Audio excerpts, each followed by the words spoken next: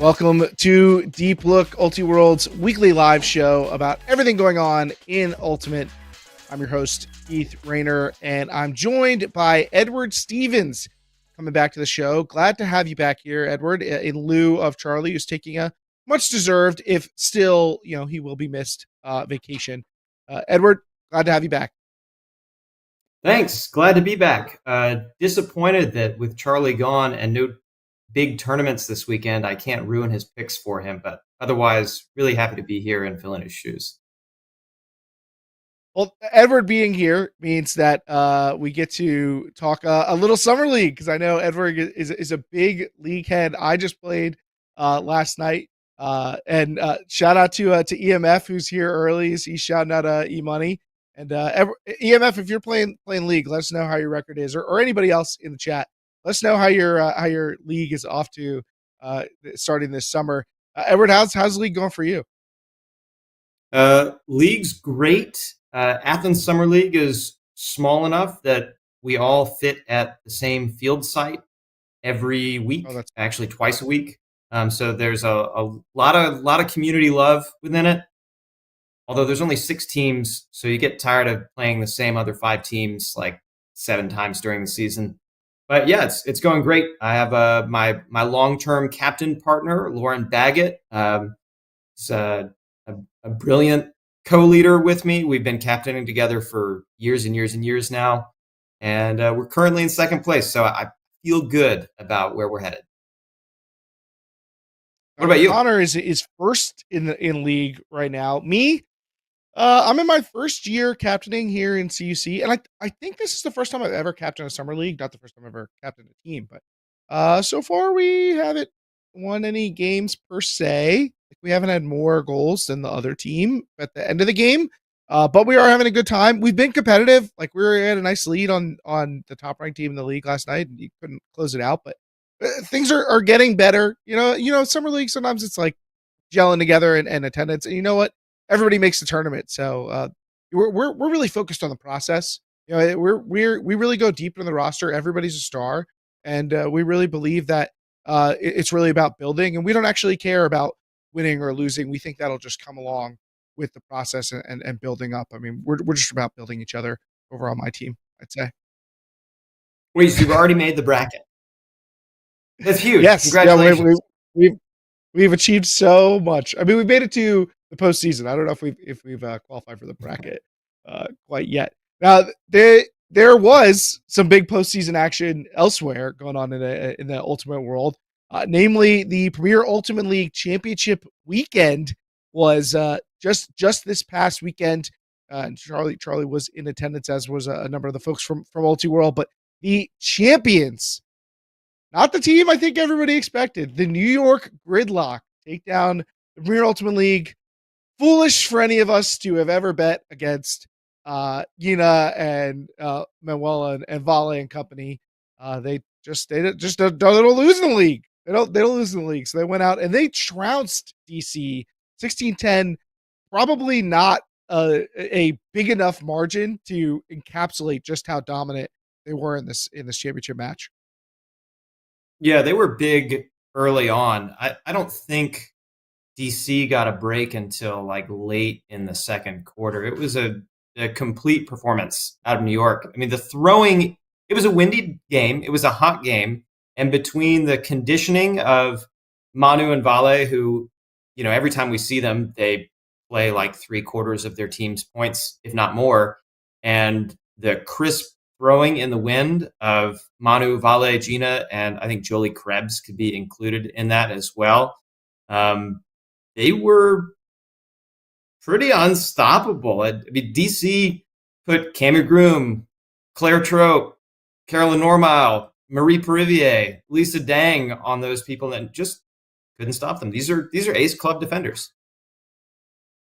Yeah, New York went up 8-2 in the wind, and definitely the throwing capacity from Gina and Krebs, and of course Vale and Manu. I think just kind of overwhelming in the windy conditions, kind of exacerbated the gaps in that part of the game. And DC leveled it out a little bit for the rest of the game, but obviously an 8-2 hole and a 16-10 final score kind of gives you a lay of the land and how much the beginning of the game impacted the total outcome. And 2 goals, 6 assists for Valeria, who got to be your MVP for the game. But it's interesting to me watching this Gridlock team play how much it feels like they are good at integrating people. So I should say that the kind of Revo core is at integrating other players into that style of play, because you see a player like Jolie Krebs or Jane De Jesus or Cassie Brown, who I thought was really strong for New York this season, integrating well into that style of play. And you also can feel like, okay, well, we've also seen them do that when they were a part of Revo. They bring in Claire Chastain, or sometimes it's Jesse Schaffner, Lisa McCaithley, Mish Phillips. Like, all these other players have gotten chances to run in this system and have looked good doing it. And I wonder if, like, should obviously having some of the most talented players in the world is going to help make your system easier to run. But should more people be trying to ape this system? Is there something here? Maybe that is a little bit of like the same dominator based foundation that I think is really taken over in the men's and open divisions. But like, I wonder if there's something here that not enough people are trying to ape this, uh, or if it's just like the talent's so good.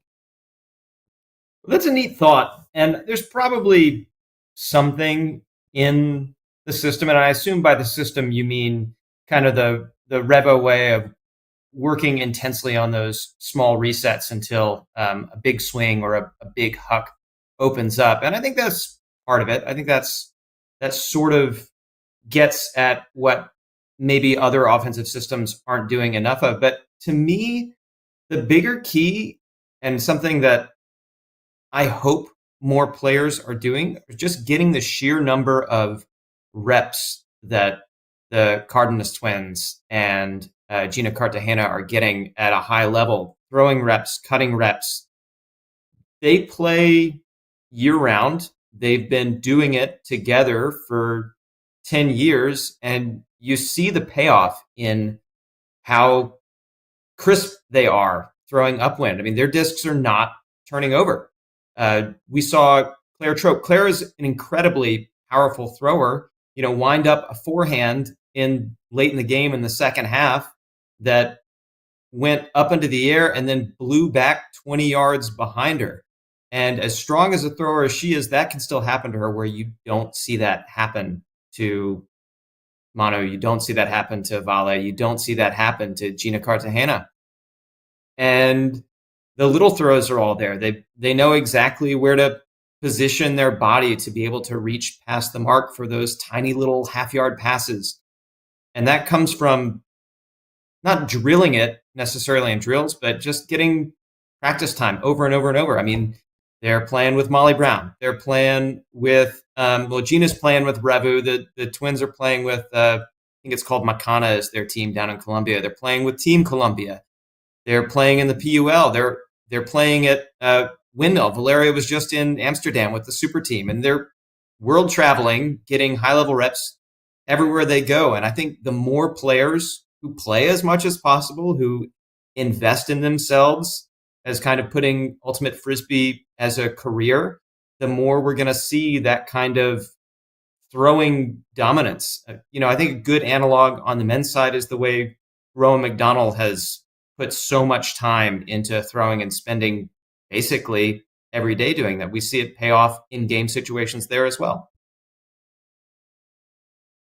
Incredible turnaround too for a New York team that we weren't really sure what to make of them. They had a pretty strong squad last year, obviously, and then return almost nobody from that team, like basically an entirely new roster.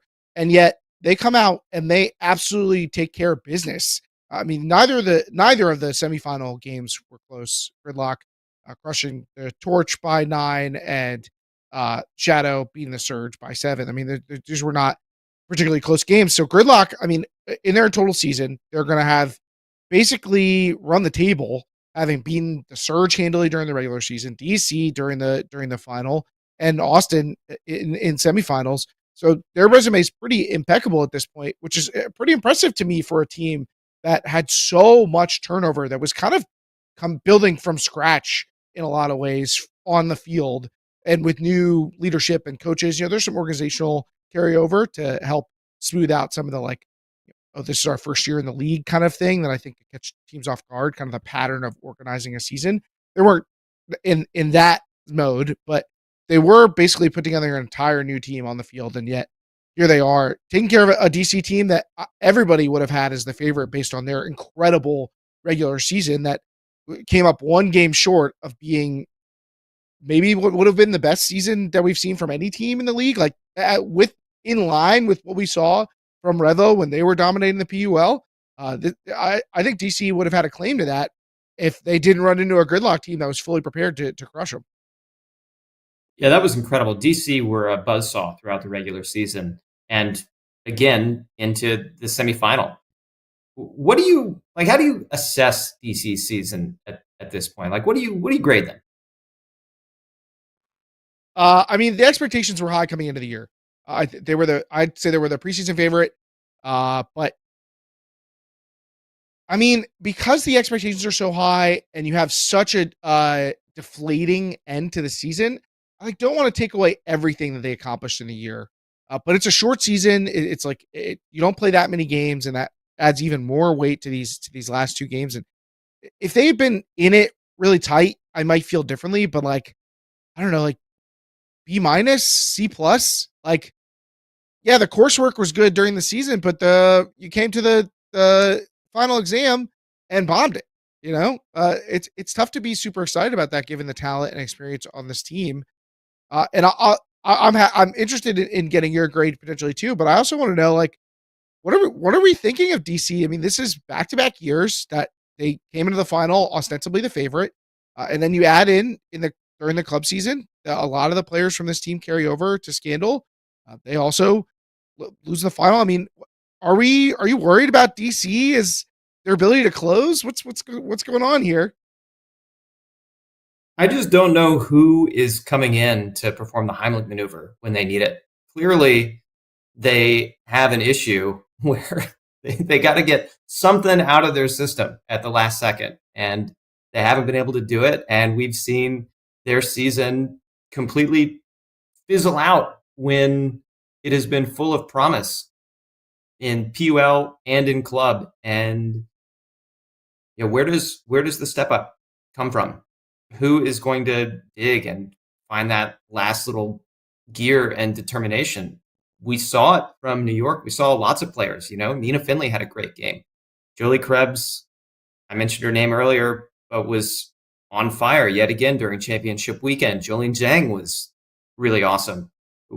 We saw everybody from New York step up, and it felt as though going from watching the semi that DC played to the final, that they sort of took a step back execution-wise. And yeah, you can argue that Gridlock were a better team than the Forge, although honestly, I thought the Forge played pretty well in that semifinal despite the lopsided looking scoreline.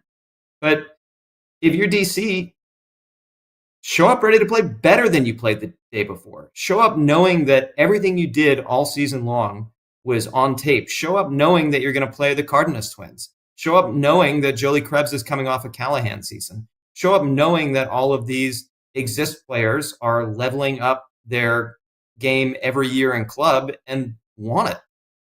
Take it. To me, the thing that strikes me still about this DC team is that they're a cutter led team. I mean, when you think about the stars of this team, you think they're Trope, you think Cami Groom, you think CT. She's coming off a tremendous club season. Like I know a lot of people are really high on Beans Murphy or Ashley Gentilette. Like these are all awesome downfield players, and I think they are lacking that really truly like takeover thrower. And that might not be an issue if they didn't have to play the finals in what has been windy conditions. And it probably will be in a lot of cases. Our finals in Ultimate are often the big finals are in a stadium in the afternoon. Those environments tend to be windy. We've seen it over so many tournaments and seasons. So I think that's actually a challenge for them is they got outthrown in this game. They could not execute, particularly going upwind, and that made it really hard for them to come back because they couldn't really break upwind effectively. So whenever New York would break upwind, they would get 2 goals. And when you have uh, Valeria and Manu and Nina, like they're going to be able to do that upwind. And I think that to me has been the separator for DC. And I don't know if it's your throwing drills or if you need to invest in trying to recruit somebody who could come over and be that thrower. Maybe you're saying, hey, Anna Gerner, what are you up to this summer? Like, you want to come hang out in DC? It's a great international town. You get to know you're recruiting somebody from somewhere to come in and be that like, give me the rock. I'm gonna carry us through this possession thrower because it just feels like they have good handlers but just not somebody to take over the game, I feel like. Yeah. Also, though, Jess Sourbeer, March Walker, Kat Ritzman, Carolyn Normile, Lisa Dang, like, y'all are great handlers, so step up and throw better in the wind. Do it. I know you've got it. You got to do it in the big game.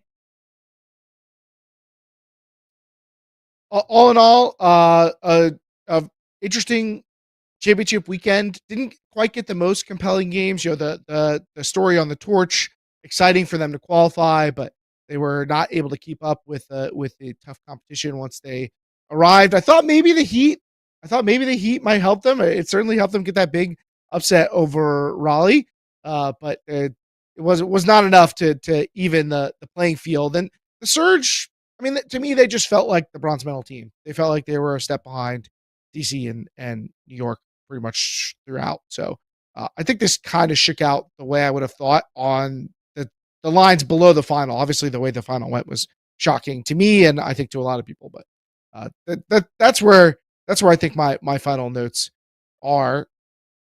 Edward, I also have some news for you, my friend. Even more shocking news than New York going out and doing work to win a title in the Premier Ultimate League.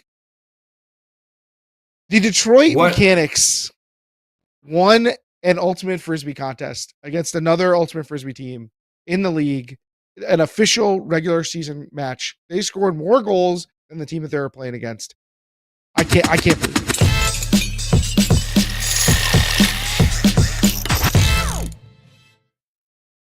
They did it.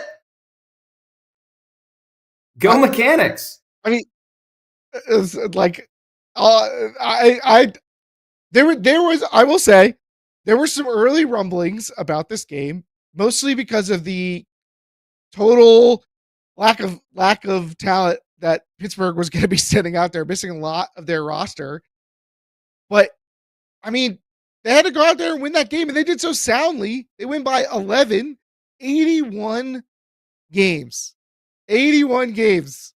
I mean, after being the punchline for so long, they get the W. I mean, really a fantastic story. I think everybody is like kind of been waiting for them to go out and get this win, but this was a sound win. They have 13 turnovers to Pittsburgh's 25 in the game. Josh Felton, who is coming off a big rookie year in Division III, Davenport, baby. Davenport, and now he steps onto the field for Detroit. And this was the guy, I guess, that they needed to make the difference for them. He was the leader for them with 9 assists as well as 2 goals and 808 total yards. So going over the 300-yard mark for both receiving and throwing, 472 throwing yards. I mean, I can't believe that we're for the first time since 2017, we are in a world where the Detroit Mechanix have won an Ultimate game. Oh, do you want to talk about 2017, Keith? You want to talk about what the world was like last time? Okay. I mean, 2017, Jack Williams was still playing in college. He wasn't torching the rest of the professional leagues as part of the Empire. Best Picture was actually a really good choice that year at the Oscars, I think, in my professional opinion. We had Moonlight winning Best Picture, which was a great Barry Jenkins directed drama, if you've never seen it. Caitlin Clark was only 15 years old, not even dreaming of playing at Iowa yet. The number one hit was tough. Ed Sheeran's The Shape of You. Not my personal favorite jam. But most importantly, Keith, 2017 was the year the Falcons won the Super Bowl 28-3. Oh, wait. That's how I remember it too. No, they didn't. No, they didn't. Your Falcons gave up 31 straight points in that Super Bowl to lose it 34-28. Are you sure that was 2017? Because it feels like every year the way people remind me of it. So it's happened every year since 2017. This was also I like to measure the years in memes. I mean, this was in the heyday of the distracted boyfriend meme. You know, the picture of the guy looking away from the person he's holding hands with to see another attractive person in the foreground. Covfefe, the Donald Trump tweet with Covfefe in it or whatever. Oh, Covfefe was 2017. I mean, he protect, he attack. I mean, this was a golden age of memes, and no longer among those memes will be the Detroit Mechanix. Terry Gaither in the picture in this tweet from the UFA, he had 6 goals in the game. So I mean, shout out to Detroit. Go out and take care of business. Excited to see it. I do wonder.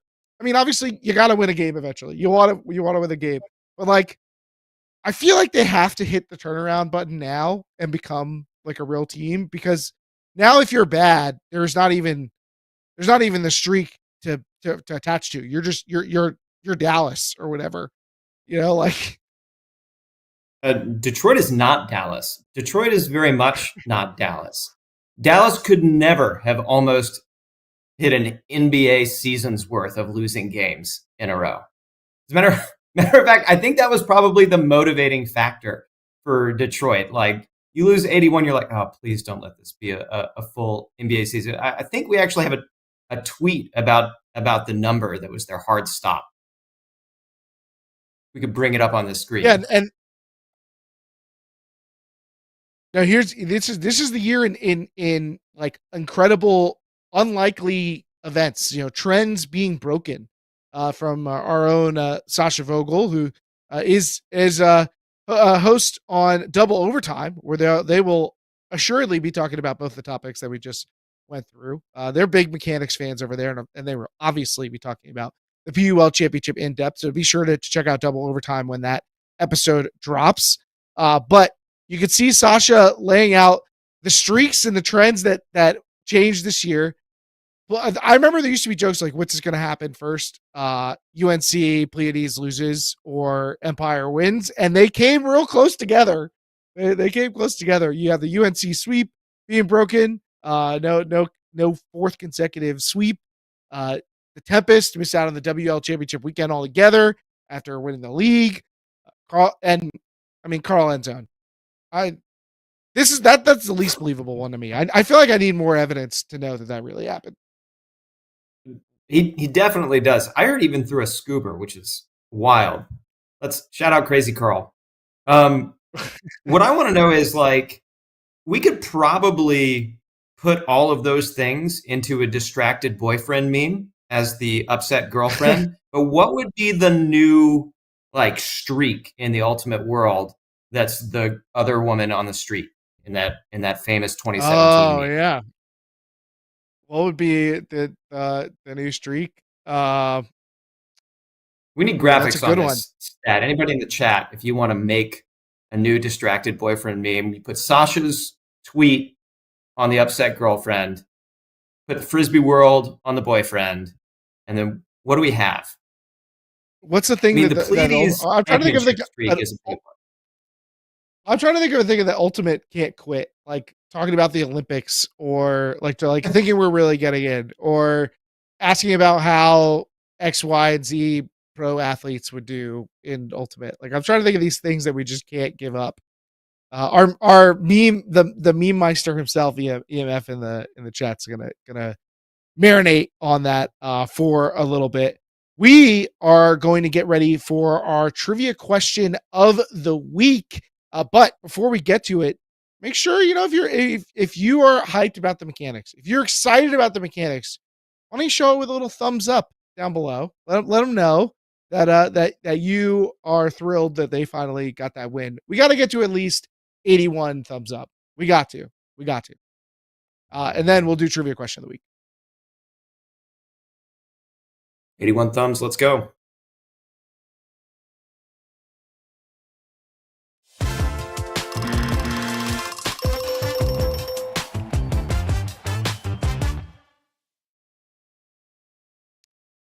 All right, Edward. You're going to be sitting in the hot seat for the trivia question of the week this year. So we're gonna go back to the college season for this one. And yeah, I know you've probably erased it from your memory, but you'll have to dig back memory banks for this one. So the question is, there are two teams that, because we're still talking streaks here, that have the active streak of losing in their regional finals for 4 consecutive years. Which two teams have this streak of losing in their regional final? Right, in Division I'm 1. 100% sure about one of them. Okay. No doubt in my mind. You want me to say it now, or I'll say that I know that it's in the Metro East Women's Division. 100% sure of it. The other one is a digger.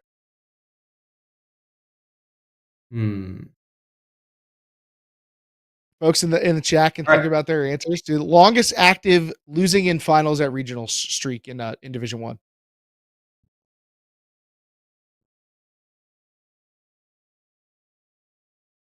I don't know if I'm going to get it.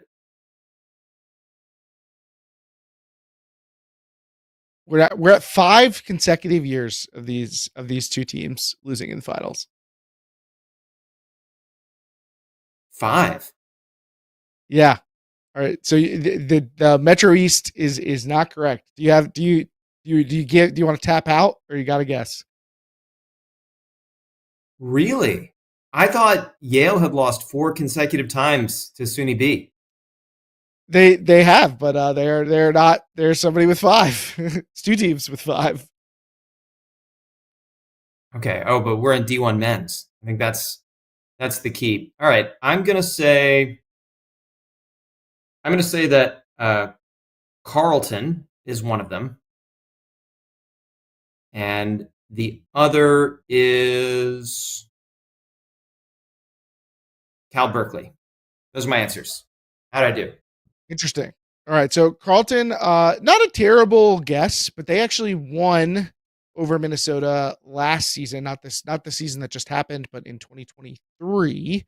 Although both have been in the finals, they've been switching off who wins for the past 3 or 4 years. Cal is now did they make the final this year in Southwest? They lost in the final for the previous 2 years in 2022 and 2023. I'm not sure if they even made it this year, if memory serves. They might have, and then they won that backdoor game. But the answer is Texas. Tough. They have lost for 5 straight years to Colorado. And the other, there was a hint in the chat. NC State. You got to think about those really like good quality teams that are against basically like a juggernaut in their region. So NC State to UNC and Texas to Colorado. So both teams not losing in the finals, but to the same team every one of those years, which is look, we're in the time of breaking streaks, so it might be y'all's year next year to keep the streak of breaking streaks going. That's it. That's what we plug into the distracted boyfriend meme. Breaking streaks. That's the new streak. All right, so we'll take a quick break right here, and when we come back, Edward and I are going to start talking about the top moves on some of the club rosters that have come out. What's the big news? Who's moving and headed to new teams? Who's leaving too? We'll let you know when we come back.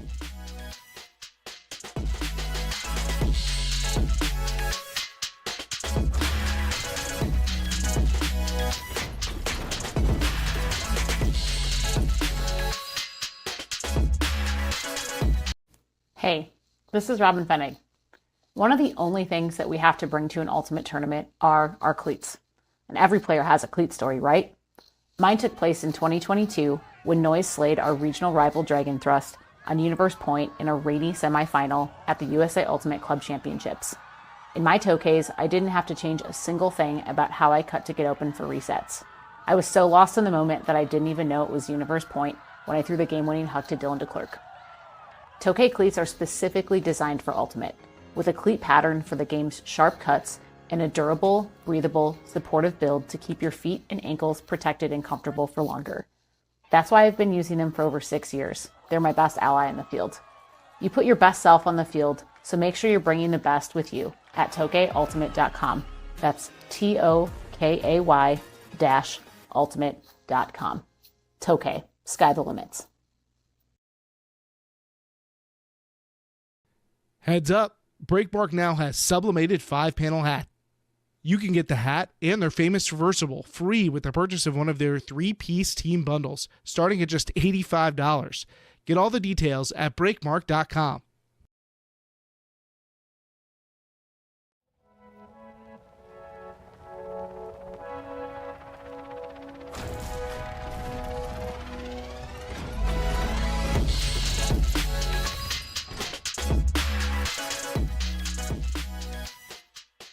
Welcome back to Deep Look, and we are back to start talking a little club season. The club rosters have started to drop for this upcoming club season, and there are some interesting names that are changing rosters, leaving rosters, joining rosters.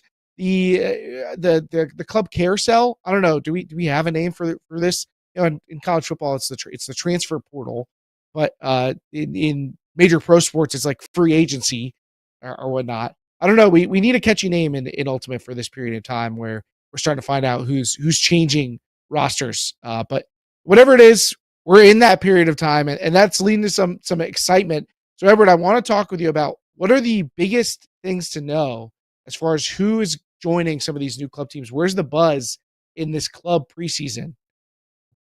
Oh, who's taking a ride on the Elite Express, you mean? Yeah. Looking for new stations? There's actually a lot. We should narrow this down by division first, and then maybe make a pocket for more international players coming over, is my thought. Okay. So what division we want to start in? I feel like there's a lot of shifting going on in the mixed division that I think is probably worth talking about. Okay. So let's start in the mixed division. Yeah, I definitely have seen some rosters where there's some surprising changes, some like long time names going. Where do you start? Where do you think is the biggest headline? The biggest headline in terms of an addition in my mind is Sarah Mextroth going back to Dragon Thrust. Spent a couple years on Raleigh Phoenix, but she is back with her original club team. You know, she won 3 club championships there in the early part of last decade. Mextroth is a game-changing player, both on offense and defense. Not for nothing, but they're getting another great defender in Audrey Parrott and another premier offensive player in Claire France, who is on the if you can't beat them, join them wagon after having lost to Dragon Thrust in North Central Battles when she was playing for KC United last year. But I think that Dragon Thrust roster, in spite of losing some big male matching player names, is poised once again, as they seem to be every year, to vie for a title. They definitely have getting Max back is so big, and I'm also with you that Claire France is a big difference maker. They also get Chagall Gelfand, who's coming off a Rookie of the Year campaign. I think she'll be instant impact. They pick up Ryan Pesh from Shame, and yeah, they're losing some talent. They're losing good players, but they return Erica Bacon and Dylan DeClerc and Danny Byers, Bevon, Denacor. So there's a lot there. I mean, I think that this is definitely going to be an early semifinals quality pick. So I think that's a great place to start. When I'm looking at the mixed division, it's hard to look at the rosters that we've seen thus far and not be surprised by the big changes in Philadelphia. I mean, AMP has some big turnover. So they, namely, in players leaving, they did pick up some good pickups, and we'll get to that. But no Linda Morse, no Raha Mazafari. They lose Sumionaway. They lose Henry Ing. Grace Maroon, who feels like she could have been a big difference maker this year after her great year in college and in the PUL. Nat Bova, Sam Grossberg, like a lot of both core players, but also young players who you would kind of be counting on to take a step forward for them. In their place, they're getting Emily Shields and Bobby Roode back. And I think probably their biggest pickups are Veronica Collegus-Pilares, K-Spa, and Nate Little. Although they also pick up a couple of guys who are like Philly Flyers guys who I think are going to instantly be O-line quality players. But big changes in Philly. Yeah, and I wonder how much it's going to affect them, because as huge of players as particularly Morse, Muzaffari, and Ing were for them last year, I mean, they've still got Lindsay McKenna, who's playing, in my opinion, the best ultimate of her life.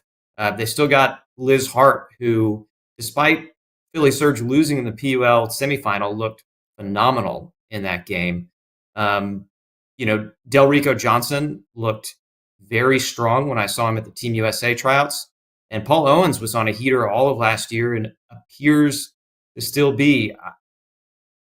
I don't know that I see them, particularly since they didn't reach the top of the division, as much turnover as they have. I'm not sure that they're going to be taking a big step back. In fact, they might still take a step forward anyway. It's hard to see. Also, Rachel Alfano was really good for the Surge this season, and I'm looking for a big club season out of her as well.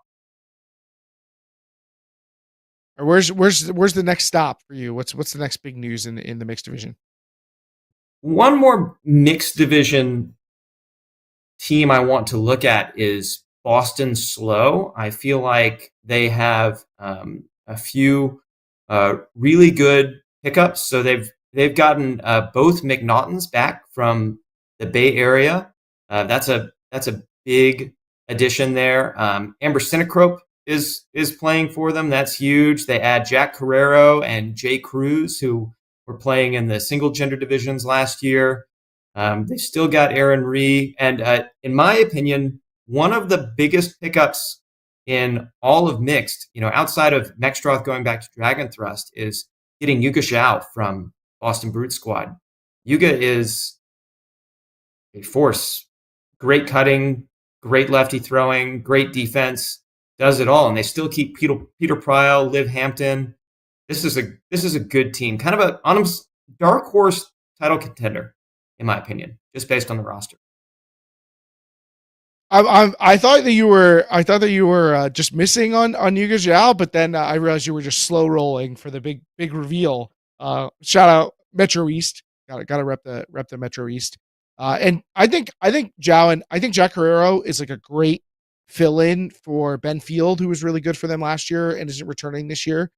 So I think he'll help cover up a lot of that space. And then you add strong players, and I agree with you that leading with Yuga Zhao is appropriate. I'm definitely going to be high on Slow, given both the continuity of their core as well as bringing in these top level players. I think Slow is going to be in a good position. I will mention, just before we move on to another division, another absence. I guess I'm the Debbie Downer here. Exists losing Jenny De Jesus this year. That was a big surprise for me, among others. But they'll bring in Axel Agami and Liz Parker, Rita Fetter. So it'll be interesting to see what the transition looks like for Exist. Why don't we go over to the women's division next? Edward, what do you think is the biggest move in the women's division? The biggest move? Gosh, I don't know about the biggest move, and we haven't seen all the rosters yet. I've gotten some rumors of some moves out west that until they're confirmed, I don't want to get into. But one of the big ones I've seen early on is that Molly Brown are bringing on Kennedy McCarthy, which is going to be a huge pickup for them. They do lose Kristen Reed from last year's team. That's almost kind of a like for like, goal scoring thing. But I don't know. I think Kennedy is a really dynamic player in a lot of ways and is, going, she's already trained with a super deep, super high skilled Vermont team these last few years. Didn't really play much club, if I remember right, or just played for the Squall team out of Vermont last year. Kind of took a step away from elite club and is ready to jump back in a huge way. They also pick up Blaise Sevier, which is a monster defender from Scandal from last year. Yeah, and if you want to give a swap in for Kristen Reed, I think it's Blaise Sevier. Absolute speedster, just run through block generator. Also effective. Obviously, speed's pretty effective for scoring goals. But yes, the Kennedy McCarthy thing, we just haven't seen her play in the elite club arena since she has truly blossomed into a top level college player. I mean, she played with Siege and she was ostensibly their best player as like a freshman in college or something like that. But that's a different type of role than what she's going to occupy on Molly Brown. I'm very interested to see how she fits into the picture for Molly Brown, who continues to kind of fall into that truly elite category of not having to take on a lot of like really inexperienced players. Their rookie classes come in very seasoned. So they either have elite club experience or top level college experience, national team experience, and they bring in small groups. So they have a lot of continuity. Molly Brown, of course, obviously going to be considered a title contender coming into the year. Where would you go next? I mean, I think for me, I would probably look at, we talked about a little bit about AMP, and there's some AMP names appearing on the Scandal roster this year. They're picking up Raha Mozafari. They also add Tyler Smith to this year's team. So very interesting setup for Scandal. I'll be curious to see how they follow up on last year. But they're adding talent, and we talked about trying to find throwers to go with the core of these strong cutters. Get Tyler Smith and Mozafari fill into that role and cycle in with their pretty like rock solid group of handlers. They have a really deep group of handlers. I don't know if they'll want Mozafari, kind of playing a more connective role, like kind of Kat Ritzman, or if they'll want her on defense. Like it'll be interesting to see where she ends up. But nice ads for obviously a top team already in Scandal. Well, you failed to mention who I think will be actually their biggest ad, which is Marie Perivier, who has not played for at a club nationals since she was in high school. She, took a year off from club last year and was playing with our local mixed team here in Athens the year before that. But we saw from the way that Shadow were using her that they view her as essentially a co-offensive initiator with Claire Trope. And seeing how that develops into the club season is something I'm extremely excited to see. She's the kind of player who will get the under and immediately be in position to huck. Obviously, that takes some coordination from the handler getting her the disc, from getting past the defense with the other cutters and getting that release deep. But we could see a lot of quick points for Scandal this season. Any other big ones in the women's division? I don't think we've gotten as many rosters as we have, and I think mixed is where we've seen the most rosters officially drop. But any more? Yeah, one name I want to note is that Anna Gaddu is joining her sister Lauren Gaddu on Seattle Riot this year. Riot is sneakily building an extremely strong kind of youth-oriented team. That could be like the next wave. Love the extra flamin' hot Cheetos graphic as well there with the nutrition facts.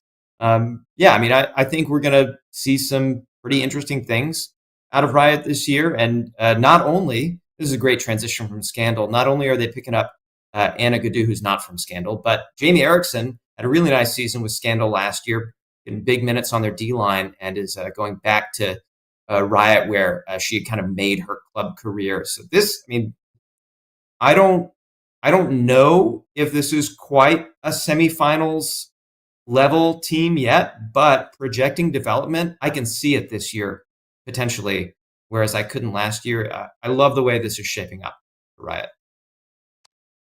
Frances Gellert also coming over from Mixtape, where she was awesome last year. So I think she'll be a nice add for a team that I think should be, again, pretty deep. I don't know if I can quite get behind them coming out of quarters right now, but I could see them becoming that level of team. Like I could see them being one of the teams that we're talking about. But there's more rosters to come as they drop, and those slots I think are going to fill up quickly. We have to wait to see what Bent's going to look like. Brute Squad, Fury, Flipside. Like there are a lot of teams still to come as those dominoes start to fall. How about in the men's division? What's the big news over there? Honestly, a lot of big news in the men's division. Some of the rosters have dropped, some of them haven't. I think the big one is our champions, Washington, D.C. Truck Stop, are going to have to try to repeat without one of the main architects of the program. If you look at that list, you see a bunch of great players, but crucially, no Rowan McDonald. Rowan McDonald, this is rumored, not confirmed, but we believe he's planned for Boston Dig this year, which is a big pickup for them. But I am worried it's going to be a bigger loss for Truck Stop. Was he the keystone player for them? He was the kind of do everything, could unlock everything, always played up to the moment. And as skilled as they are, they still, they've got player of the year, Christian Boxley. They've got Tyler Monroe, who's made 2 or 3 all clubs in a row. They've got Thomas Edmonds and Troy Holland, who are both Team USA players. They've got AJ Merriman, who has been phenomenal. He's another Team USA player who's been on the come up. But can they do it without Rowan? I think that's going to be one of the hugest questions heading into the club season on the men's side. It's kind of hard to describe what it feels like he might mean to that team, in addition to what he brings on the field. Like obviously that's a key loss for them, but how will the team navigate competing without him? Because he's been such a central focus. That'll be something for Lauren Boyle and Alex Crew to try and help figure out, along with the leadership of the team. Of course, they are bringing in Elliot Bonet, the French superstar, is playing in the UFA with DC. He's should be a really exciting ad. He kind of takes, I guess, their European slot, their transfer, their loan spot from Ben Ort from last year. But I wouldn't necessarily put them as the same type of player.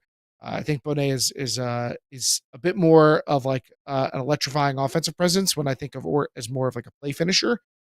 So I'll be interested to see how Bonet ends up slotting in with them. But they have a nice group of not a big group, 5 players, but all these guys I think are going to be able to contribute to their roster. So they'll just continue to add depth in addition to Bonet. But yeah, Rowan being gone is a big difference for them. Not a ton of other men's division rosters that have come out yet, but I got a big one just though. recently. Machines that just came out. Is that the Chicago one you're Machine, referencing? right? Yep. Right, Yeah. so Speaking what of are the big club finalists adding European players, Machine get a huge one. I don't know if we have the graphic up, but we just saw Dan Demarais of the Mooncatchers and Team Belgium, who is a real do-it-all player. If you get a chance to watch any of the Belgium Open games from this weekend's London Invite, I think Alti.tv filmed them, and they should still be up on that YouTube channel for now. Watch number 10 on Belgium if you haven't before. Famously wears the mid-calf black socks over the black cleats. Easy to see out there. Also, he is electric on the field. But yeah, going to Chicago Machine, and I think actually he is going to be one of the best facsimiles for kind of peak era Kurt Gibson that we've seen in the men's division in a while. He has a similar build. He has a similar get the disc to me vibe. He's similarly intense and opportunistic on defense. I think this could be a huge pickup for a Machine, who also, retain Johnny Bansfield, Joe White, Paul Arders, Pablo Giannis, Malik Ojai-Samar. They don't still have Connor O'Keefe. I'm blanking on his name, the Clapham player. Mikhail. Thank you. They don't have Connor McHale, who was a big part of their last year. Sorry, Connor. Connor also played really well at the London Invite, if you want to watch that footage. They don't have Connor McHale, but I think this is shaping up for another big-time run at a championship, just like we saw from them last year. Yeah, I just want to echo, in case if you are one of the people who are not familiar with the larger global ultimate scene. I mean, this is Brute Squad adding Lifka. Like, I think we probably underestimated what that was going to mean for them. This is Molly Brown adding Cardenas level change. This is one of the 5-10 best male matching players in the world probably right now. I think so. This is a big change getting Dan Desmarais. We haven't seen him play in this type of environment before, but everything we've seen prior to this tells us that this is a guy who's a threat to make an all club team to potentially win player of the year. He's that good. So adding him to a group with Joe White and Nate Goff. Maybe I don't know if they'll put him on D-line like they had Mikhail, where it's maybe a little easier to integrate a new player. But you also could see him like pushing O-line and letting Nate Goff get back on the D-line. I don't know. Like, I'll be curious to see what they get John Lithgow too. I wouldn't be surprised if he takes an O-line slot. You put him with Ojai-Samar, played O-line for a lot of them last year. He could shift. But Keegan North, Paul Arders, those are guys you expect to play with the offense this year too. So it'll be interesting to see what the personnel shapes up like. But yeah, I mean, to me, I think Machine is your number one going into the year over DC. You take Rowan off DC, and yeah, Bonet's great, but I mean, you're adding a really truly a game changing player to a team that really didn't lose very much in Machine and was at the level last year. So they're going to come into the year, I think, as my favorites. Couple quick last minute roster notes. We did see a Portland Rhino Slam roster. Looks like they're picking up Henry Ing. That's where he went from AMP. So that's a big time pickup in the men's division. The rumors are that Rowan McDonnell and Toby de Krenne, who's another great Belgian player, are going to Boston Dig. We haven't seen that roster yet. No word yet on what Jeff Babbitt is doing in the men's division. We know he moved to Boston for the semi-pro season. Not sure if he's staying with Pony, playing with Boston Dig, or doing another secret third thing. Just back on the women's division side, we don't know. But on the women's division side, on the international pickups, we've got one more huge one that we've heard reported. Haven't seen it officially yet, but Fleur Coularts from Groot, who played brilliantly in the women's final at Windmill, is going to be joining Levka and I assume also Manji Ferrero and Laura Ospina on that international Brute Squad side. I mean, that's really good lineup. If that's true. That's news to me. This is Edward Stevens, the E-Money rumor mill right here. But breaking it. Wow. I mean, Fleur Coularts is so good. That's wild. That's a big one. That's a big one. I'm curious to see the actual roster drop in. I think we're all gonna expect a little something from New York Pony and see where they're at too. So our last thing before we wrap up here, we've got our question of the week this week. And so this one came in through the Discord. And it begins, I saw a Reddit post about this and it got me thinking. With New York Gridlock winning the Premier Ultimate League Championship, makes it 3 straight years that a New York team has dominated in the semi-pro playoffs, the Empire for the past 2 years and then Gridlock this year. But we haven't seen a New York Club Championship in any division since 2018. So the question is, what is New York doing that has allowed them to be so much more successful in semi-pro than other cities? But why hasn't that, and a secondary question, why hasn't that success translated to the club scene? What do you think, Edward? Club's a lot harder. The competition is fiercer. There are more good teams and more good players on those good teams.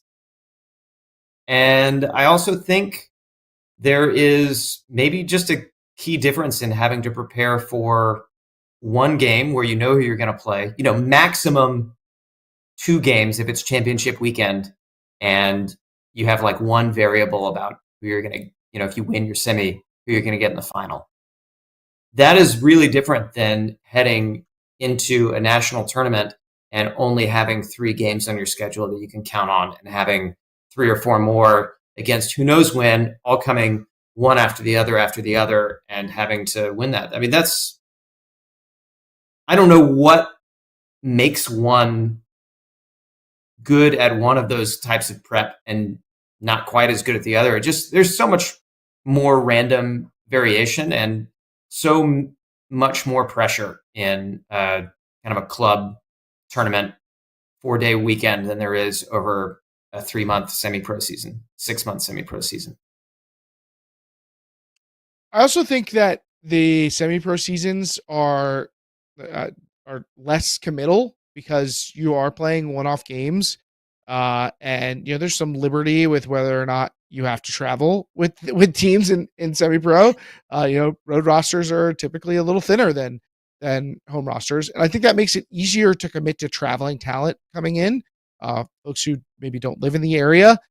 So I think you're seeing New York take advantage of that. They've been able to bring in really top level players to add to the teams.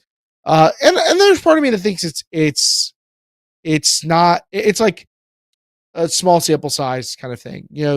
This year's gridlock team had these Colombian players who could recruit other Colombian players to join in, and I think people want to play with them, and that helped fill out the recruiting this year.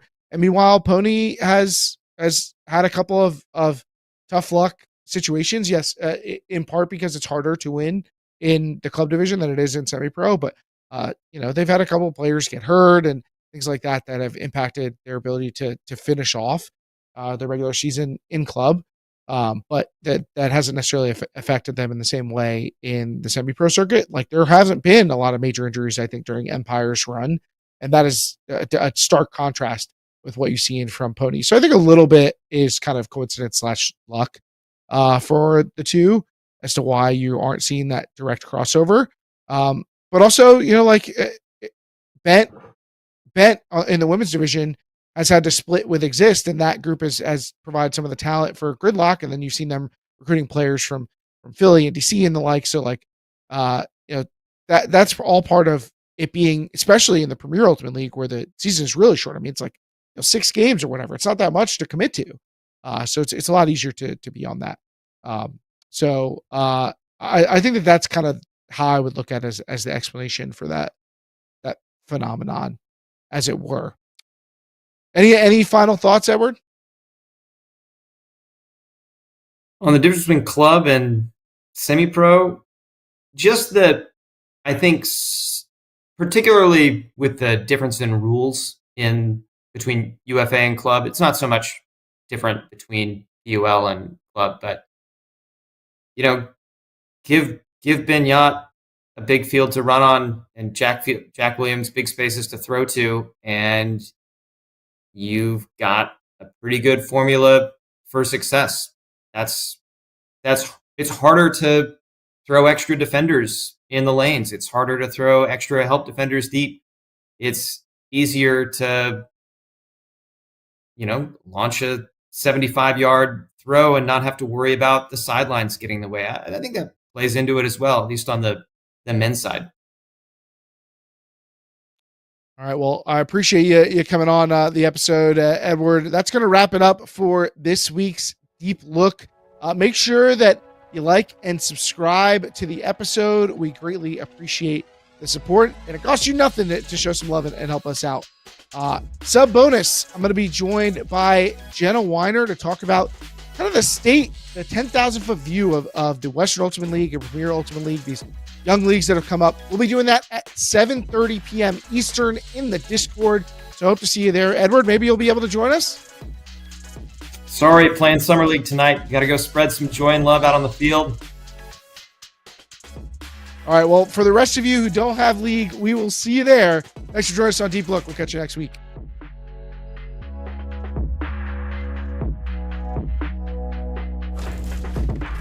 Can't believe you 28-3'd me. My own Georgia brethren.